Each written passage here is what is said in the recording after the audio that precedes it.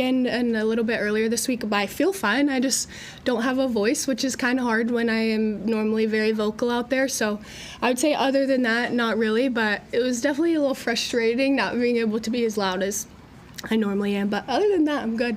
I was actually going to ask, so when you get into that third set scenario where you're trying to figure it out, or without the voice that you normally have, what did you maybe see from your teammates around you as that was happening? Because as captain, what do you then want to see from them when that's taken away? Yeah, I mean, the coaches talked about it a lot, and we talked about it as a team too, just that, like, we had to bring energy, and I think tonight, like, obviously that looked a little bit different for me. I had to be more of, like, show my energy through, like, my actions and celebrations and less of the voice, but I think they did a really good job of stepping up in that vocal aspect when I needed them to, and I know I have to give a lot of credit to Lexi specifically because she's not normally very vocal, but she was very vocal, especially in that third set, and I think that's why I love being a captain with Lexi, because if one of us is struggling a little bit, and tonight that was my voice, she's able to kind of pick me up, and so I have to give a ton of credit to her, but I think the team as a whole, people who aren't necessarily always vocal leaders kind of picked it up there in that third set, and that's why we were able to pull it out. Maggie, you're shaking your head. You agree? What do you see from Lexi out there? I think Lexi is very good at picking up on what the team needs, and she's not always the most outwardly excited player. She keeps a calm head most of the time, but in the third set she was really giving us energy, and I thought it was really cool that she was able to step in that role for Merritt. Ms. Beeson, obviously you were a very strong presence on the net tonight, getting some very strong blocks and just playing well all around.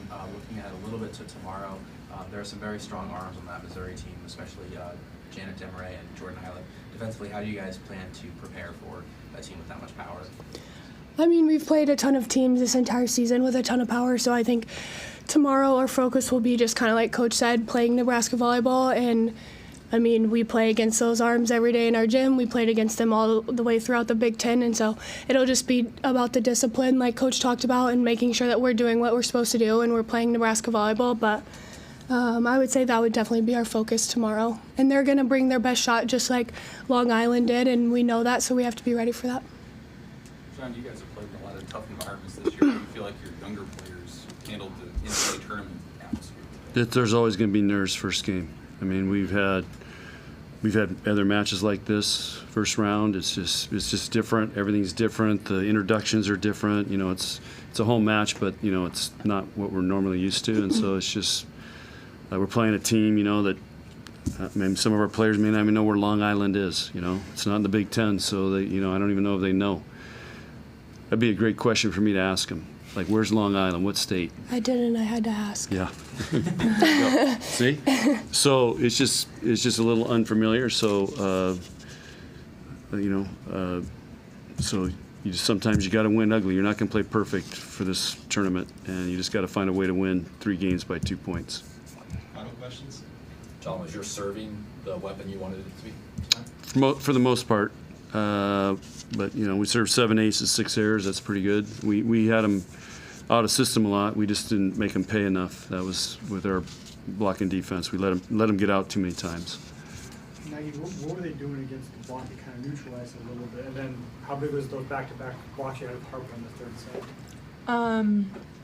I think that just going in, we kind of knew that, like they were saying, their style of volleyball is just a little bit different, and so finding our timing against a different style of volleyball is a little bit difficult at first, but I think we'll do better next game of finding the right timing. But just being able to trust my pin blockers and getting those blocks was huge for us, I think, just energy-wise and momentum-wise.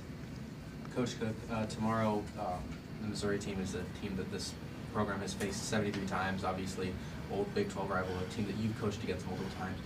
Facing a team with so much history against Nebraska, what do you think that means to this team, this fan base, and this program as a whole? Well, to the old people, they would know it was in the Big 12. These guys would have no clue. They're in the SEC. So only us older people would know that. So other than that, I don't think there is, you know, it's an SEC team. And we played them, I think, about 4 or 5 years ago in the tournament. So, but a lot of respect for Missouri. It's a great program. They've had a great year. Don's a great coach. So it's going to be a great match. Coach, is there a benefit to facing that adversity in the third set, especially with the nerves that you talked about, first game of the tournament? There's no benefit for me. So I don't know. You have to ask these guys. So Mary and Maggie. I mean, obviously, I think we would rather not be in that position, but I think as we have gone throughout this entire season, we've been tested a lot. We've learned from however the match went that we just played, and so I think we'll definitely learn from it. And I think it was probably a good little wake-up call that, like, all right, teams are going to come at us and teams are going to bring their best shot, and right now it's one and done. And so I think, obviously, I would prefer to not be in that situation, but I think it probably was a little bit of a wake-up call, like a little pat on the back. And so I hope that we take it that way and we learn from it like we have all season, and I hope that we come back out just like Nebraska volleyball tomorrow. All right, thank you. We're going to bring Long Island in there. Okay. Thank you. Thank you.